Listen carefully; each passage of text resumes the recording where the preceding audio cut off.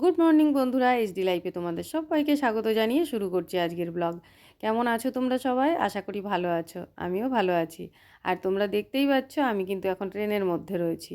আর বাইরেটা এখনও ঠিক করে আলোই ফোটেনি। তোমাদের দাদা ভাই আর আমি বেরিয়ে পড়লাম। এখন যাচ্ছি আমরা কল্যাণীতে। আর এই ভোরবেলাটা দেখো ট্রেনের মধ্যে কতটা ভিড়। এত সকালেও ট্রেনে কিন্তু আমি বসার জায়গা পাইনি। আমিও দাঁড়িয়ে আছি আর তোমাদের দাদা ভাইও গেটের কাছে দাঁড়িয়ে আছে। ট্রেন থেকে নেমে তারপরে আবার চলে এসেছি, দেখো অটোতে বসে পড়েছি। আর অটোতে করে আমরা এখন যাচ্ছি ডাক্তারখানায়। সকালবেলা ঘুম থেকে উঠে বেরোনোর একটাই কারণ, এইমসে যাচ্ছি আজকে ডাক্তার দেখাতে। আর ওখানে ভোরবেলায় না গেলে আর ডাক্তার দেখানো হবে না, সেই কারণে এত সকালে বেরোনো। তো অটোর ভেতরে বসে বাইরের দৃশ্যটা বেশ ভালোই লাগছিল। সকালবেলায় সকালের হাওয়াটাও ভালো লাগে, আর বাইরের দৃশ্যটা দেখতেও বেশ ভালো লাগছে।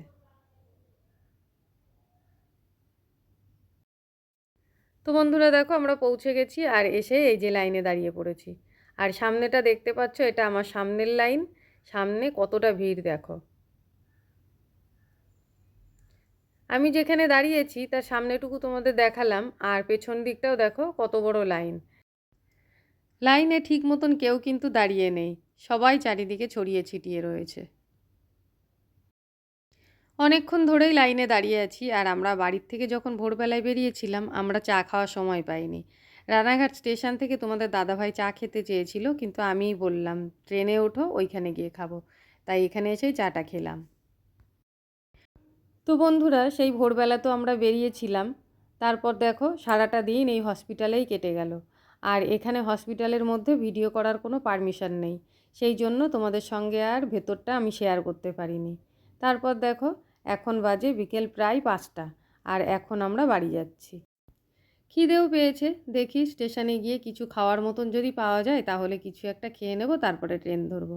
কেননা কালকে আবার একাদশী আছে, আজ সারাদিন আমাদের নিরামিষের মধ্যেই কাটলো। আর যখন ভোরবেলায় ট্রেনে আসছিলাম তখন চিড়ে ভাজা, চাল ভাজা আর কিছু বাদাম ভাজা কিনে নিয়েছিলাম। সারাদিন ধরে সেই সবই খাওয়া দাওয়া হয়েছে। যাই বলো, খেয়ে থাকি বা না খেয়ে থাকি, ডাক্তারখানায় যাই আর যেখানে যাই, বাড়ি থেকে বেরোতে পারলে আমার বেশ ভালোই লাগে। তো বন্ধুরা দেখো অটো থেকে নেমে পড়েছি, নেমে এই যে চলে এসেছি স্টেশনে। ব্রিজের ওপরেই আমরা এখন আছি। ব্রিজটা পার হতে হতেই দেখছি একটা ট্রেন ঢুকছে স্টেশনে। তো তোমাদের দাদাভাই বললো চলো এই ট্রেনটা ধরি। তো আমি তোমাদের দাদাভাইকে মানা করলাম, বললাম না, এক্ষুনি সবেই ব্রিজ থেকে নেমেই সঙ্গে সঙ্গে ট্রেনে উঠে যাব। চলো স্টেশনে কিছু একটা খেয়ে নিই, তারপর ট্রেন ধরবো। সেই মতো প্রথম ট্রেনটা কিন্তু আমরা ছেড়েই দিলাম। স্টেশনে নেমে তারপর দেখলাম একটা নিরামিষ ঘুগনির দোকান। নিরামিষ ঘুগনি বিক্রি হচ্ছিল। তো তোমাদের দাদা ভাই বললো তাহলে এখান থেকে একটু নিরামিষ ঘুগনিই খেয়ে নিই। আর সারাদিন যেহেতু চিড়ে মুড়ি খেয়েছি, সেই জন্য মনে হচ্ছিল ঝাল ঝাল কিছু একটা খাই। তো ঘুগনিটা খেয়েছি এতটা তাড়াহুড়ো করে, তোমাদের কি বলবো, যেমন গরম তেমনি ঝাল ঝাল ছিল, আর খুব তাড়াহুড়ো করে খেয়েছি। আর খেতে খেতেই কিন্তু ট্রেনটা ঢুকে গেছিলো। আর আমরা ট্রেনে উঠে পড়েছি।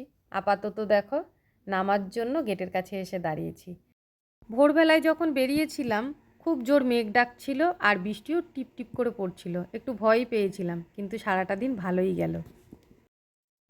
বাড়িতে এসে রান্না করতে যাব এমন সময় ভাই এসে বলল রান্না করতে হবে না। কেননা কাজলদের আজকে ঘরে গৃহপ্রবেশ ছিল, দিনের বেলায় ওদের বাড়িতে পুজো হয়েছে, আর রাতে খিচুড়ি রান্না হয়েছে, এই দেখো খিচুড়ি দিয়ে গেছে। আর একটু ভাতও ছিল ঘরে রাখা। তো সেই জন্য আর রান্নাটা করলাম না। কিন্তু কিছু না কিছু একটা করতেই হবে। তার কারণ খিচুড়িতে যে সবজিটা রয়েছে তার পরিমাণটা কিন্তু একেবারেই কম। তাই দেখো রান্নাঘরে এসে আমি পটল আর বেগুন কেটে নিয়েছি, আর তার মধ্যে নুন হলুদও মাখিয়ে রেখেছি। আর খিচুড়ির সাথে কিন্তু পটল ভাজা, বেগুন ভাজা এগুলো খেতে বেশ লাগে, তাই না? তবে আমি কিন্তু খিচুড়িটা খাবো না, কেননা ভাত বলো খিচুড়ি বলো দুটোর মধ্যে আমার কিন্তু ভাতটাই বেশি পছন্দের। খিচুড়ি খেতে আমি খুব একটা ভালোবাসি না। তবুও এখন খাই একটু আধটু, কিন্তু আগে একেবারেই খিচুড়ি খেতে পছন্দ করতাম না। রাতের বেলায় যদি খিচুড়ি রান্না হতো আমার জন্যে দিনের বেলার ভাত কিন্তু একটু রাখাই থাকতো। তো যাই হোক বন্ধুরা, তোমাদের দাদা ভাই আর ছেলে খিচুড়ি খেয়ে নেবে, আর ভাইয়ের আগেই খাওয়া হয়ে গেছে, খেয়ে দিয়ে ভাই শুয়ে পড়েছে। আর কাল তো একাদশী, কাল অন্ন চলবে না। তো কালকে আবার রান্না বান্নার চাপটাও কিন্তু একেবারেই কম। তো বন্ধুরা দেখো অর্ধেক ভাজা আমার হয়ে গেছে, বেগুনগুলো ভেজে তুলে নিয়েছি, এবার পটলগুলো কড়াইতে দিয়ে দিয়েছি। আর পটল ভাজা হতে হতে আমার ওদিকে বাসনগুলো সব গোছানো হয়ে গেছে, কেননা সকালবেলায় আবার মাসি কাজ করতে আসবে, বাসনের ঝুড়িটা খালি করে ফেলতে হবে, তাই বাসনগুলো গুছিয়ে নিলাম। তো রান্নাঘরের কাজও হয়ে গেল, এগুলো ভাজাও হয়ে গেল। চলো এবার খেতে বসি। তো বন্ধুরা দেখো বসে পড়েছি, ওদের বাপ ছেলে দুজনের জন্য খিচুড়ি বেড়ে দিয়েছি আর আমার জন্য ভাত। আর আজ সারাদিন যেরকম হয়রানি গেছে, প্রচণ্ড ক্লান্ত হয়ে পড়েছি। তো সেই জন্য এখন খাওয়া দাওয়া করে শুতে যাব। তো চলো, আমার আজকের ভিডিওটা এই পর্যন্তই। তোমাদের কেমন লাগলো অবশ্যই কিন্তু কমেন্ট করে জানিও। যদি ভালো লেগে থাকে একটা লাইক, কমেন্ট, শেয়ার, আর চ্যানেলে নতুন হয়ে থাকলে চ্যানেলটা সাবস্ক্রাইব করে আমার পাশে থেকো। চলে আসবো আবার কোনো নতুন ভিডিও নিয়ে, ততক্ষণের জন্য তোমরা খুব ভালো থেকো, সুস্থ থেকো। আজকের মতো এই পর্যন্তই। টাটা বন্ধুরা।